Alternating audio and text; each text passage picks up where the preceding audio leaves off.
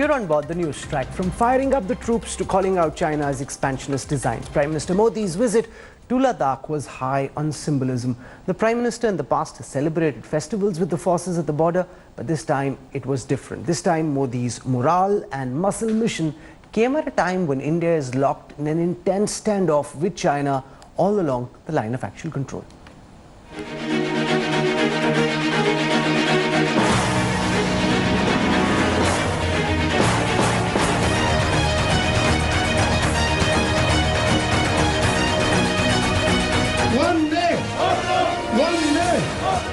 India woke up to images of Prime Minister Modi emerging from a Mi-17 chopper at one of the forward locations in Nemu, Ladakh at 7 a.m. Bharat Mata ki Jai! Bharat Mata ki Jai! Accompanied by Chief of Defence Staff General Bipin Rawat and Army Chief General M.M. Naravane, Modi caught everyone by surprise by landing in Ladakh amid one of the gravest military face-offs with China.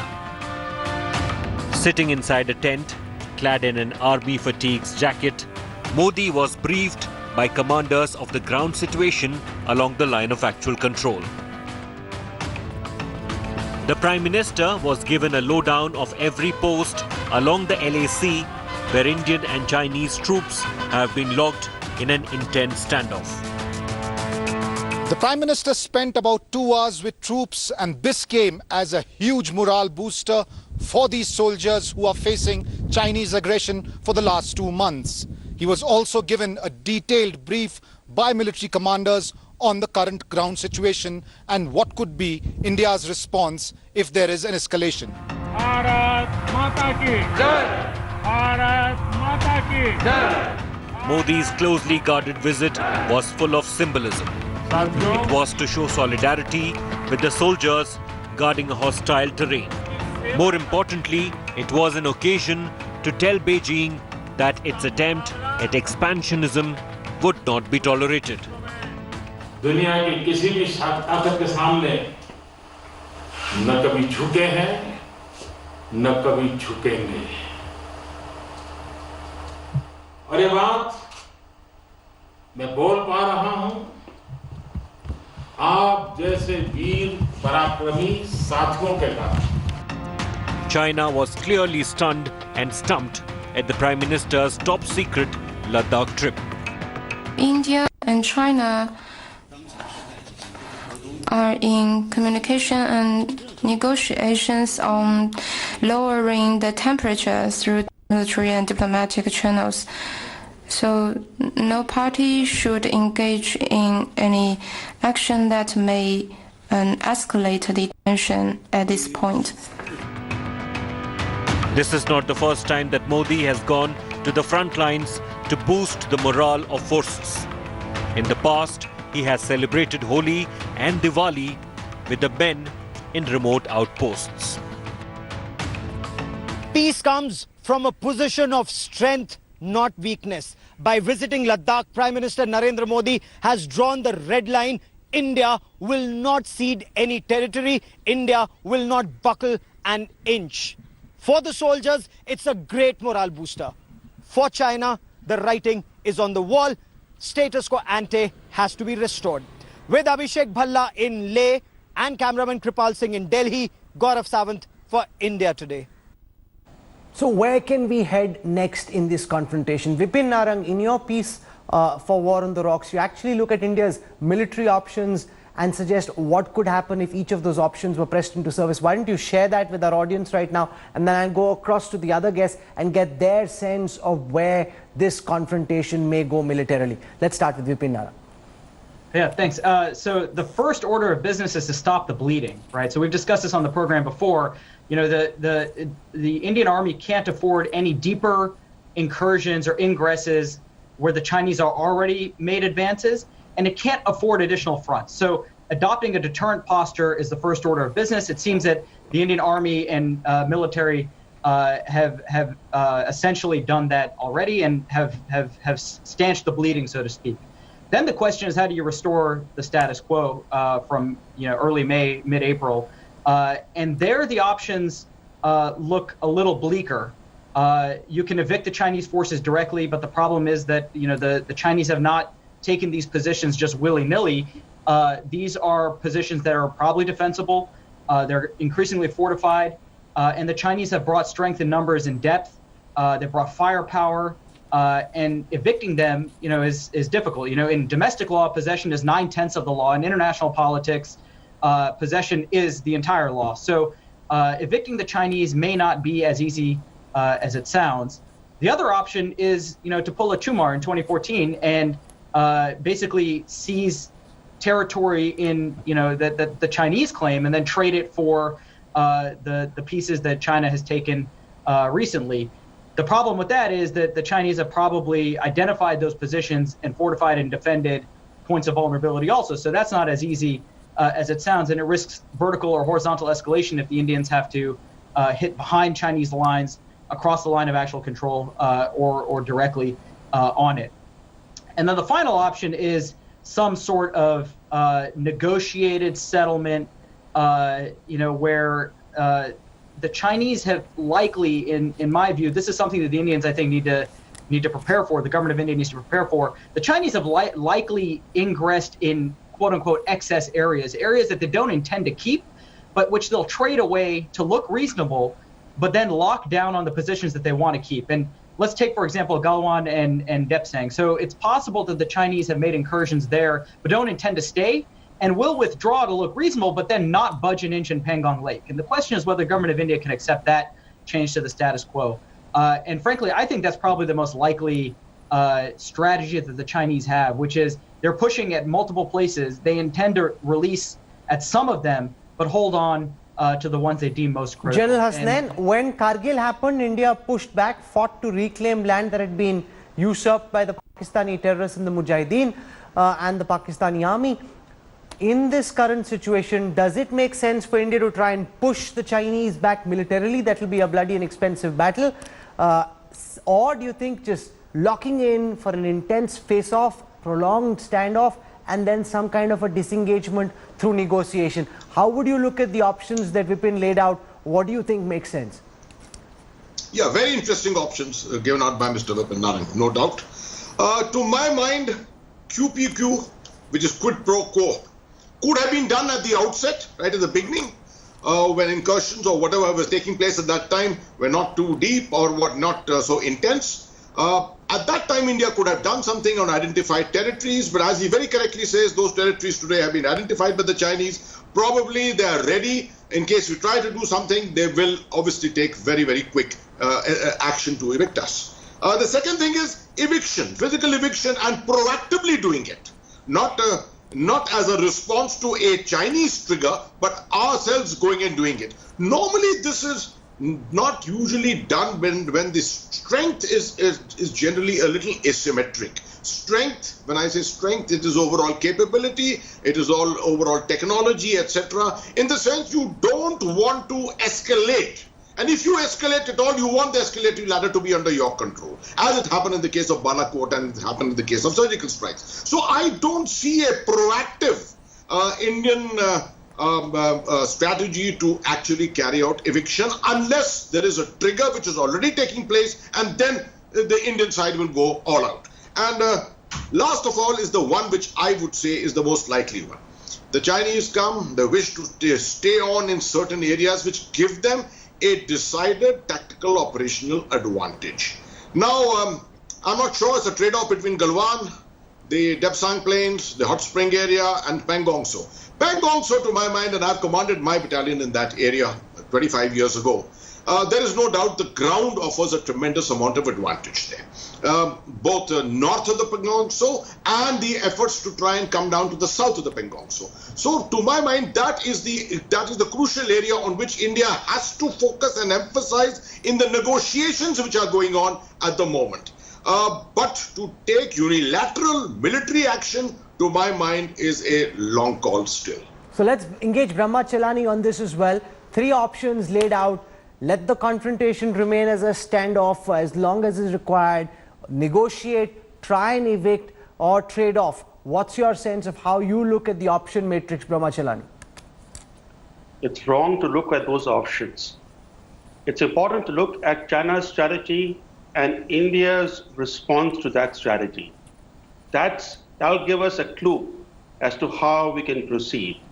China's strategy, not just vis-a-vis India, but China's expansionism in the South China Sea and elsewhere, has been driven by the simple principle of winning without fighting. They changed the geopolitical map of the South China Sea without firing a single shot. Today, they are attempting to change the status quo in relation to the Japanese-controlled Senkaku Islands, again without firing a single shot. They have encroached on Indian areas in Ladakh without firing a single shot. The fact that today they have made land grabs without fighting the Indian army. They are sitting pretty today, they're consolidating their land grabs, and as I said a month ago, that the Chinese will not withdraw from the vantage locations that they have seized. Those vantage locations give them a militarily commanding position. No, so you vis-a-vis keep laying the out enemy. the problems. I'm asking you, what should we do, Brahmachalani? Give us a strategy and a roadmap going forward. If you bear with me, you will get the answer. Okay. But because you have assumed that there are three scenarios, three options, and those are the only options. I hear you. Unfortunately, that's not so. The thing is that we made the mistake from the very beginning. When we discovered the encroachments, our instruction to the commanders was not to escalate. That allowed the PLA to keep escalating its aggression and encroachments. So we have lost valuable time. We need to change our strategy. And let us not forget, the Indian Army is one of the world's most experienced and largest mountain warfare forces. India packs more mountain warfare experience than the PLA. So why are we playing on the back foot? Why have we been forced to play defensive? We need to change our approach in a fundamental sense. And just to look at three options misses the larger picture. No, so what would you recommend? I want to press you on that. Okay, so you don't like those three options that Vipin Narang laid out. What option would you recommend? What lever should be pressed? Diplomatic, economic, military, to try and get China to back off? First, recognize that these negotiations are a game of deception on the part of the Chinese. They are buying time, and there's no way they're going to vacate the vantage locations that they have seized. This necessitates a fundamental change in India's approach, which means that you have to let the army commanders, give them the leeway to take necessary actions that will place the Chinese on the back foot. Right now, the instructions to the army commanders not to escalate really tie their hands and makes the situation worse. Since the June 16th senior commanders talks, the ground situation has gone from bad to worse for India. Okay, I want to go across now to Vijay Nambiar for his sense of the diplomatic options. We know that we are speaking to our friends internationally. Apart from tokenism and apart from statements of support, what more can we expect? Vijay Nambiar. I think it is important for us to keep pushing with our friends around the world that the credibility of China internationally has received a major hit. They're talking about winning without fighting. You can't say that the present conflict there's been no fighting. Second, you talk about deception. They've moved away from deception now. They moved to deceit. It's not just deception. It's not just sort of camouflaging what they've done. They've made a commitment and then fallen back on that commitment. Internationally, that has exposed them. And I think it is important for us diplomatically to play on that, to push the attention of the world to that kind of. And I think it is being seen internationally also.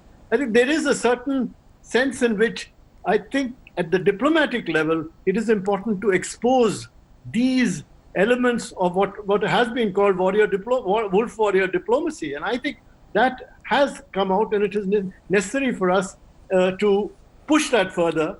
And I think by Prime Minister Modi's visit to this area, as I said, it has raised the stakes, and it is going to actually also project itself internationally at a much higher level. And I think the leadership will have to take account of that. I think they are. My own sense is that the leadership has actually now to face with this. I think in that sense, it is a smart move, the Prime Minister's move. And it is rather depressing that it is now being placed, even internally, there is this kind of pathetic kind of grandstanding that is happening. Thank you. You know, when you talk about pathetic kind of grandstanding, that's largely Sanjay Jha, a statement, and there's a lot of aversion diplomatically, militarily, amongst generals, ambassadors, with what the opposition is doing. So that's he's not named you, he's not throwing it at you, but that's largely where this is going. India needs to stand united as one. Our enemy is China. It's not Modi versus Rahul right now. Rahul, let me just let's elevate the discussion a little bit. I do believe that at the end of the day, I mean, there are a lot of people who have, who believe that China is actually on a sunset, shall we say, climb down. And I think that could be a grave error of judgment.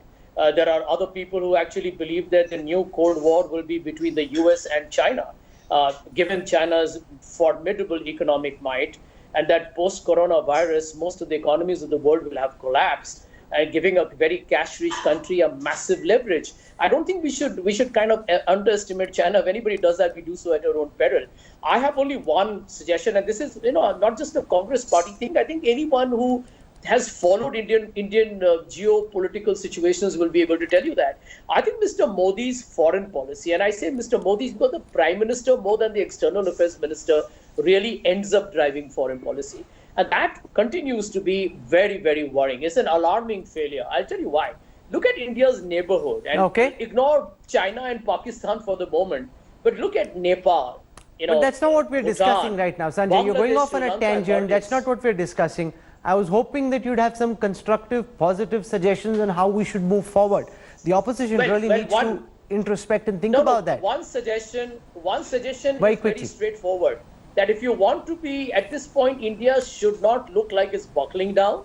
A degree of modulated or regulated belligerence or bellicosity, where you have an extended military standoff, there is no backing down either. I think that will send probably a more serious message. I don't know whether you heard the Prime Minister or not. Did that seem to you as somebody who was wanting to buckle down and bow under pressure? It was anything but. We are at a very, very tense moment in this confrontation. The dragon has been stared right back in the eye, and India has projected a military resolve, a national resolve of a kind that hadn't been publicly enunciated ever before this. There have been incursions in the past for the Prime Minister to go to risk his entire political capital at a moment like this and say, I stand with the army, I stand with the entire troops that are deployed along the border, 1.3 billion people are with you. That's a very, very courageous move. What happens next will, for years to come, determine India's position in the world and how China is perceived by the rest of the world as well. This is a very, very important moment in this confrontation. We'll keep tracking the story very closely. I want to thank General Hasnain, Brahma Chalani, Mahesh Jetmalani, Vijay Nambiar, Professor Vipin Narang and Sanjay Jha for joining us with your varied perspectives. We had a high-level conversation on where we are at and where we could go on the back of one of the most unprecedented, courageous speeches we've seen from an Indian political leader. There will be consequences of that. You should be in absolutely no doubt. This is where I wrap up the Newstrack tonight.